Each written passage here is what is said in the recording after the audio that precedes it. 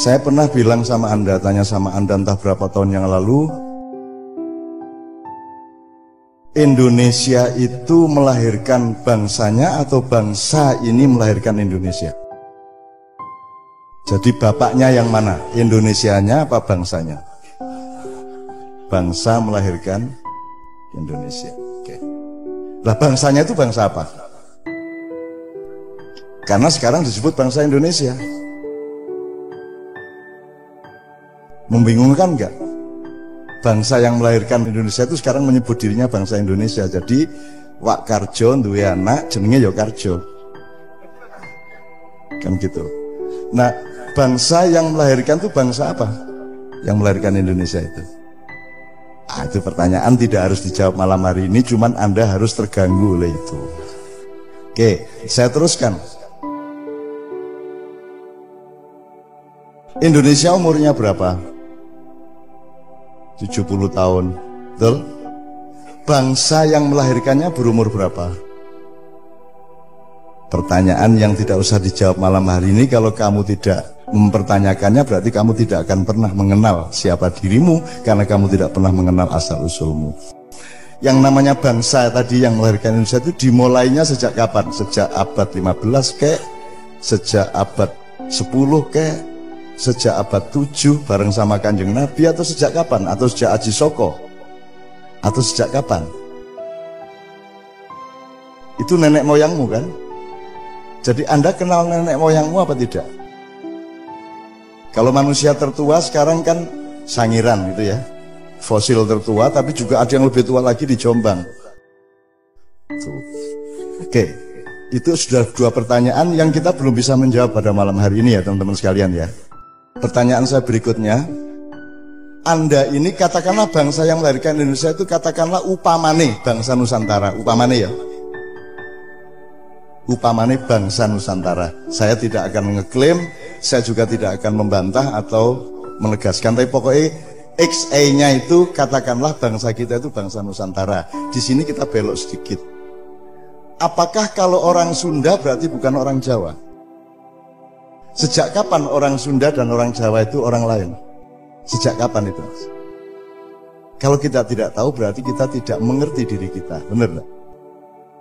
Apakah kalau orang Palembang, orang Bengkulu, orang Bugis itu berarti bukan orang Sunda dan bukan orang Jawa? Sejak kapan? Oh, mungkin sejak tahun 1928 ya. Yong Yava, Yong Ambon, Yong apa lagi deh? Gue iki ya ora ngerti toh wajan 1928 ya ora ngerti toh wajan. Oke. Jadi ternyata pengertian Jawa bukan Sunda, Sunda bukan Lampung, Lampung bukan Bali, Bali bukan Madura, itu pengertian yang belum lama.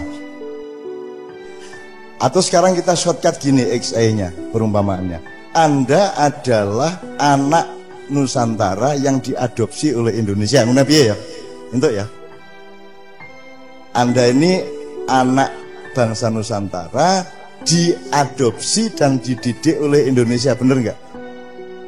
Oke, dididik dengan kurikulum Indonesia. Ya dah. Nah, kurikulum Indonesia ini ya, hukumnya, konstitusinya, pendidikannya, persekolahannya, ilmu sosialnya, pemahaman-pemahaman sejarah, antropologi, sampai arkeologi, sampai apa, semua itu kurikulumnya mbahmu Nusantara tadi atau kurikulum orang lain? Nah, jadi Indonesia itu keluargamu apa orang lain? Nah, Anda yang di Fakultas Hukum tinggal lihat, ini hukum yang kamu farisi dan kamu jalankan sampai hari ini hukum adopsi atau hukum dari orang tuamu sendiri? Adopsi. Jadi Anda tidak pernah mengenal bapakmu sendiri. Ngomong hukumnya piye, politiknya piye, kepemimpinannya piye, nek nggawe kabinet piye. Gitu loh. Karena di dalam demokrasi tidak ada bedanya antara emas dengan berlian, dengan batu, kerakal, dan kerikil, karena masing-masing gumpalan itu punya hanya satu, yaitu hak suara satu tok. Kan gitu ya. Ambok kowe iki sarjana kaya ngopo apa kowe iki kere, kuwi nek nang kotak pemilu padha suarane ya ta. Itulah demokrasi. Jadi demokrasi, kalau Anda ikut demokrasi, salah satu kerugiannya adalah Anda tidak bisa membedakan batu dengan mutiara. Benar gak? Itu ya. Ini nanti jadi tema panjang kalau nanti kita punya waktu atau bulan depan dan seterusnya. Tapi pokoknya gak ada bedanya itu. Jadi sekarang masyarakat Indonesia ini yang dididik oleh Indonesia ngerti nggak bedanya orang bermutu dan orang tidak bermutu? Ngerti nggak bedanya batu sama berlian? Ngerti nggak rakyat kita? Nggak ngerti? Ngerti apa enggak? Ini XA ya, saya tidak ngeklaim. Kalau orang tidak mengerti bedanya batu dengan emas, kui resikonya apa? Kowe dikai watu ya orang ngerti nek kuwi watu, kowe dikai emas ya orang ngerti nek emas to. Atau kowe dikai watu dicat kaya emas ya orang ngerti to kowe. Kowe dikai wedhus dipupuri dadi presiden ya orang ngerti to kowe. Karena kamu tidak mengerti bedanya. Kalau raja dulu, dan harap diingat bahwa di dalam Al-Quran tidak ada negara, yang ada adalah muluk, malik gitu ya. Saya tidak mengatakan bahwa saya akan mendirikan kerajaan ya, tapi pokoknya ngono lho ya. Ngono lho ya. Di Quran yang ada itu cuma Raja Sulaiman, Raja Daud, Fir'aun dan seterusnya, Buigari milih. Tapi pokoknya kalau pemilihan raja sebenarnya tidak sukar, karena sehari-hari kita tahu mana orang bermutu, mana tidak bermutu. Tapi di Indonesia ini semutu apapun kamu, kalau nggak ikut Golkar, kalau nggak ikut PDIP, kalau nggak ikut parpol-parpol, kamu tidak akan bisa menjadi apa-apa. Bener nggak? Wes iki terus ke dhewe. Sebab ini simulasinya ombo banget. Nah, dengan kata lain, kalau saya tarik garis agak jauh, saya ingatkan kembali, berarti Anda ini dididik oleh bapak ibumu atau dididik oleh pengadopsi. Jadi kamu tidak mengenal apapun kecuali pendidikan adopsi tadi, benar? Jadi pengenalanmu terhadap bapakmu itu berdasarkan adopsi atau orang yang ngasuh kamu. Nah, kira-kira orang yang mengasuh kamu sekarang itu seneng sama bapakmu atau dulu menjajah bapakmu? Jadi kira-kira kayak nek ngomong bapakmu ngapusi apa tenanan? Ah, cetha pisan wis tekani. Nah, jadi sekarang jelas ya. Jadi sekarang mohon Anda belajar untuk la ilaha. Karena ilallahmu itu versi adopsi, bener nggak? Gajah Mada siapa? Belanda dulu bagaimana, nama Indonesia itu yang bikin siapa, dan seterusnya. Seluruh pengetahuanmu mengenai negaramu dan bangsamu ini berdasarkan orang yang dulu ngidak-idak mbahmu, ya rata. Nah wes, kita nggak benci loh ya. Orang Jawa kan tidak-idak malah seneng. Loh, betapa tidak ada manusia sedahsyat manusia Indonesia. Aku tahu ketemu bocah Lamongan ki nyambut gawe Arab ki nek wis panas kan nganti 55 56 lho Mas derajat Celcius. Oh, panas kaya ngono kae nyambut gawe tukang batu, coba piye kuwi. Kuwi nek wong Bangladesh wis dadi areng. Kuwi cacah tahan. Itu tidak merubah mentalnya. Terus mereka siang istirahat 1-2 jam ke Madinah, ke masjid, ketemu saya di masjid, dan tidak terpengaruh mereka oleh kesengsaraan itu. Itu orang Indonesia. Padahal nyambut gani kaya ngono iki, begitu ketemu wis kaya pengajian NU kae. Masya Allah, Allahumma sholli ala Muhammad. Kapan sampean tutuk kene iki Cak itu. Jadi kaya ora ono apa-apa kae. Tadi saya diceritain Cak Yus, TKI kita di Malaysia itu pasang paving satu orang itu 1 hektar. Ijen. Dan dia sudah menemukan momentum dan niatnya dan tenaganya, dan dia bertekad 5 hektar tak selesaiin sendiri. Coba piye kuwi? Wis golek menungso ning Mars, planet kono nek ana paving 5 hektar dikerjake ijen, dadi mengin angin, cek-cek ngene. Dadi mengin angin. Oke ya. Oke, saya shortcut lagi. Jadi teman-teman sekalian, sekarang kalau ibarat orang sholat, ibarat hadas dan tidak hadas gitu ya, najis dan tidak najis.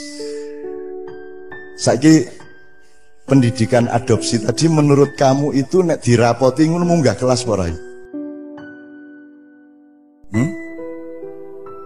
Hukum di Indonesia pelaksanaannya nek dirapoti angka piro? 0,00 piro meneh? Mbok ngene sisan 0,0,0,0 titik 000 pangkat 5 0 ya 0 kabeh ya toh. Akar 0 ya toh. Ya ndak kalau 0 ya ndak. Ya min lah kowe iki ya kuwi ya.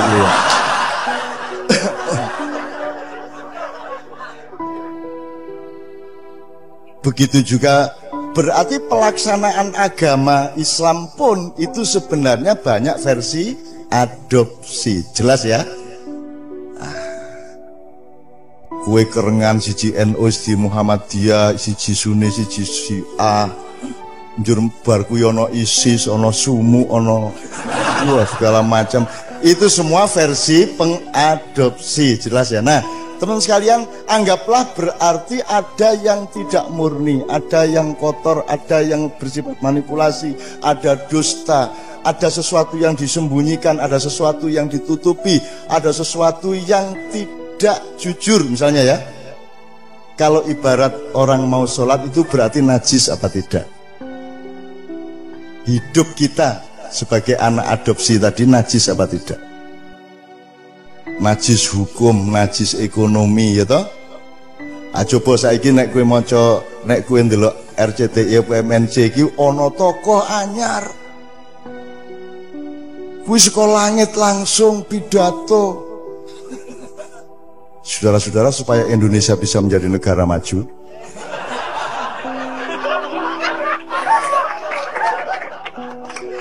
Mas sampean niku sinten?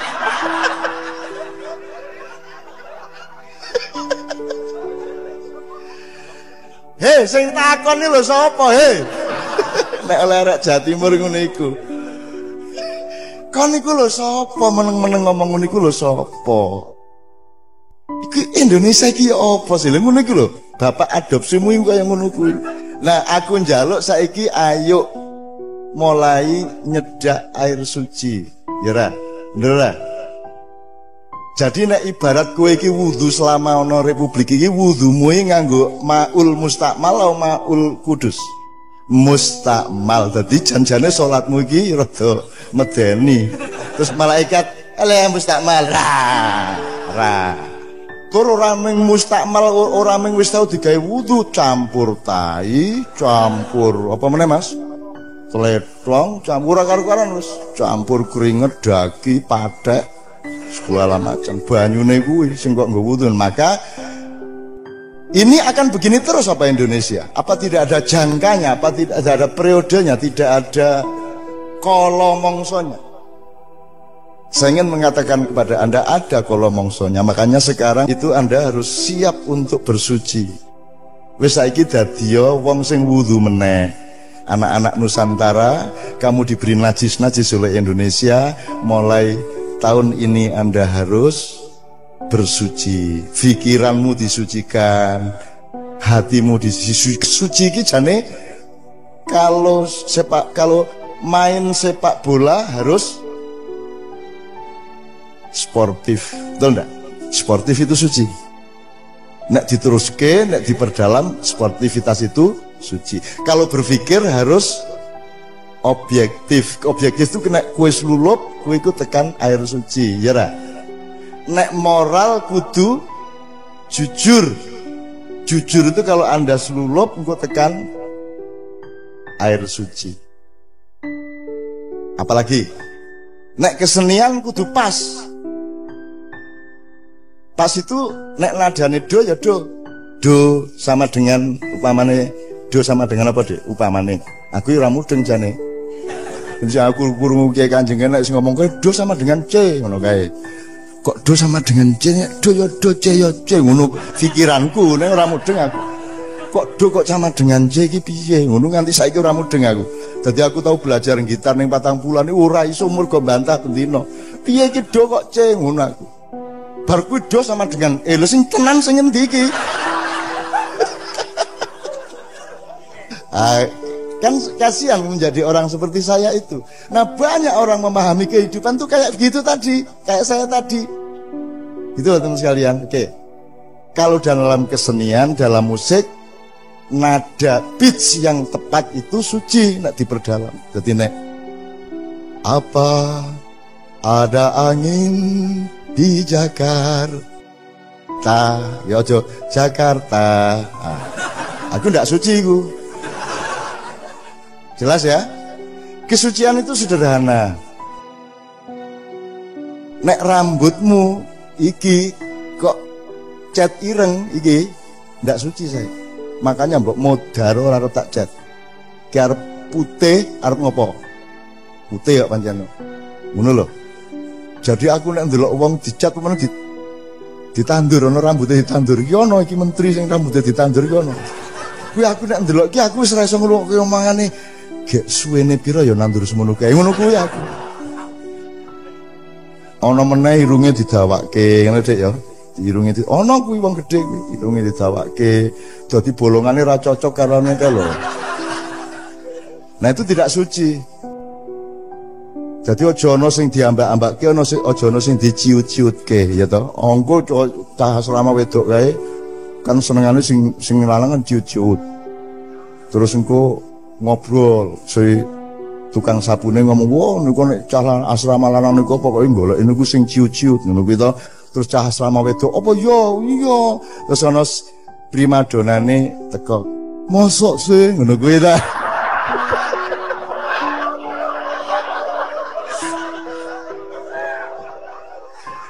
Iku laane. Kenapa ya? Ora ya aja nesu ya kuwi geguyon nek urip ra geguyon terus piye kuwi iki ya. Geguyon kuwi ya biasa wong lanang ya ngono kuwi ya. Kalau hidup ndak ada begitunya berarti ndak ada bau busuknya ya toh.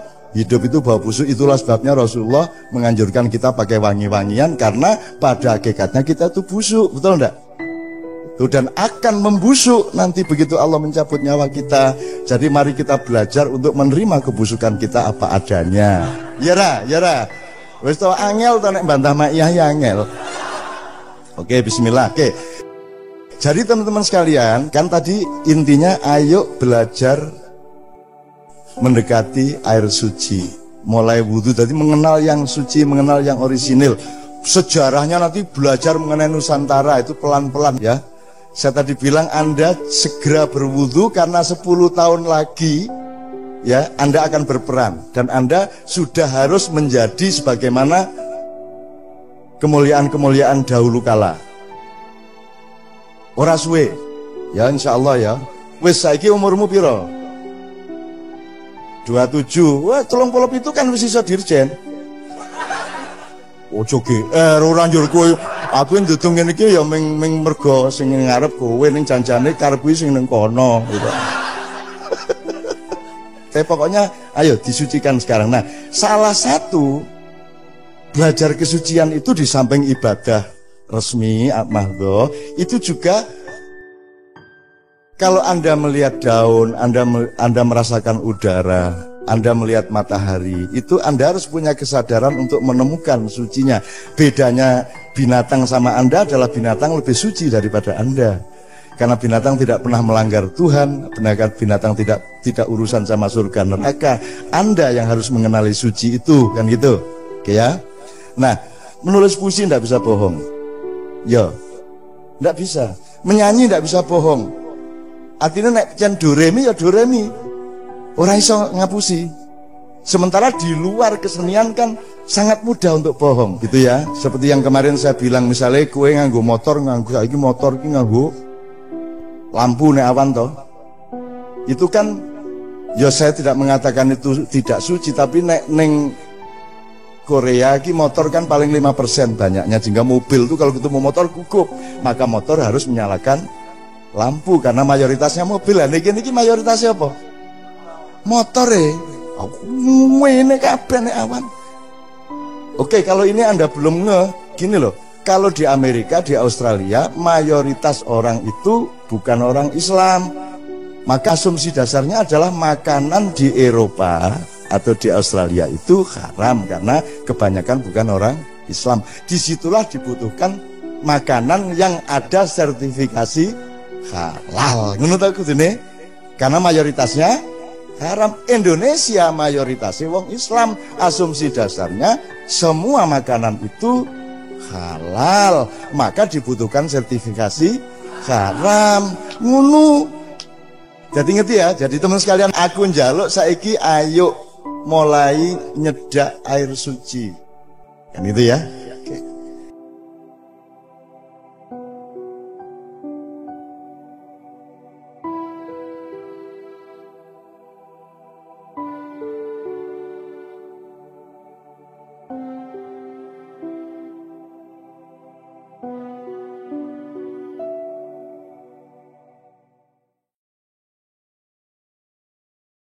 Assalamualaikum, selamat datang di Pauling Ma'iyah.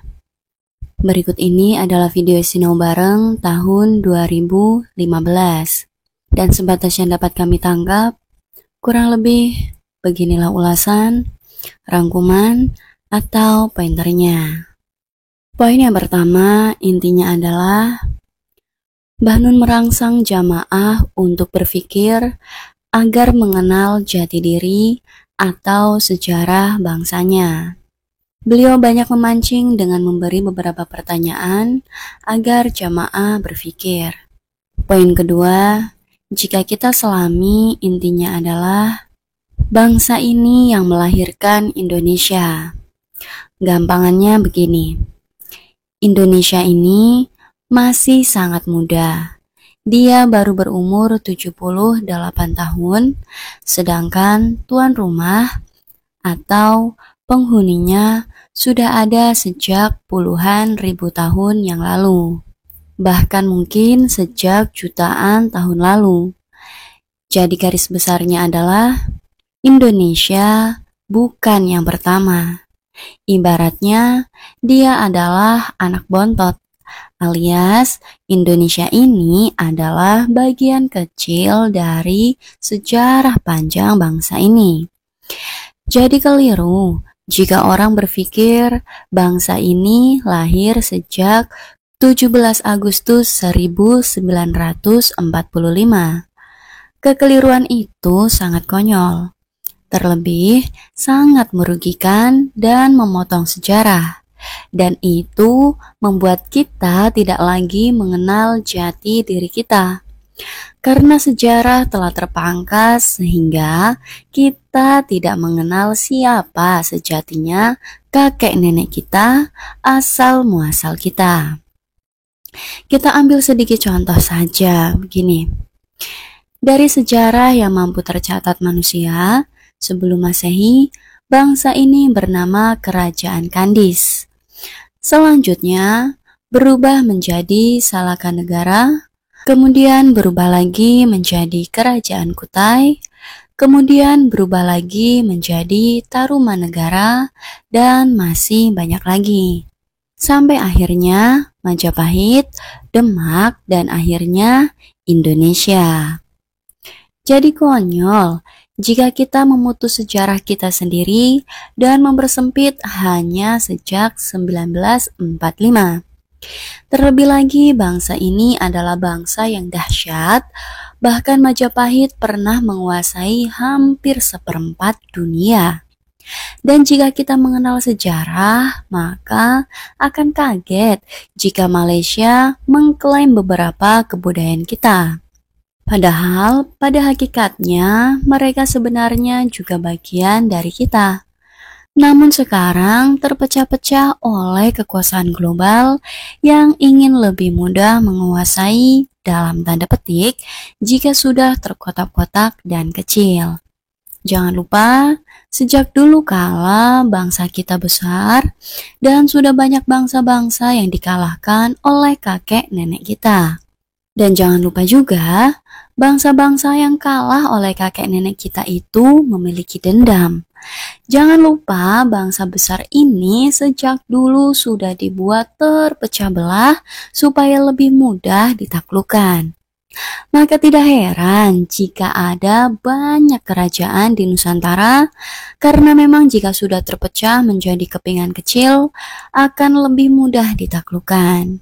Dan jangan lupa juga, bangsa ini adalah bangsa primadona sejak dulu kala. Bukan karena kehebatannya saja, tapi juga karena alamnya, kekayaannya, tambangnya, rempah-rempahnya, dan masih banyak lagi.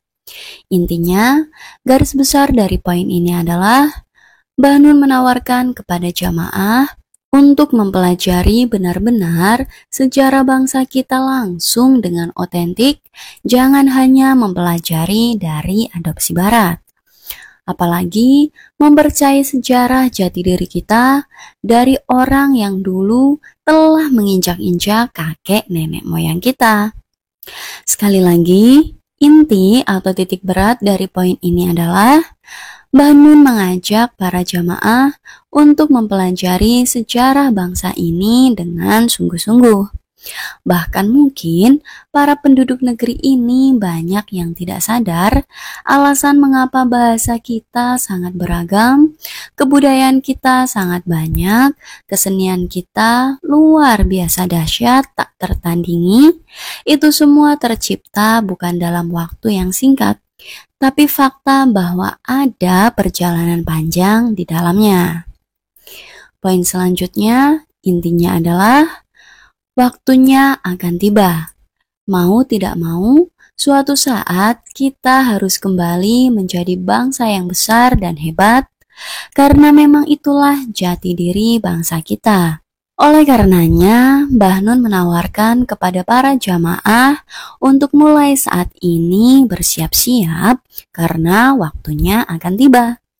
Atau dalam bahasa Jawanya, kolomongso, yang artinya masanya akan tiba. Oke dulur-dulur, sampai di sini dulu ya ulasan atau pointernya. Sebenarnya masih ada begitu banyak hal yang dapat kita pelajari bersama dari kutipan Sinau Bareng pada video ini. Ulasan, pointer, atau rangkuman yang kami ungkapkan itu hanya sedikit gambaran saja.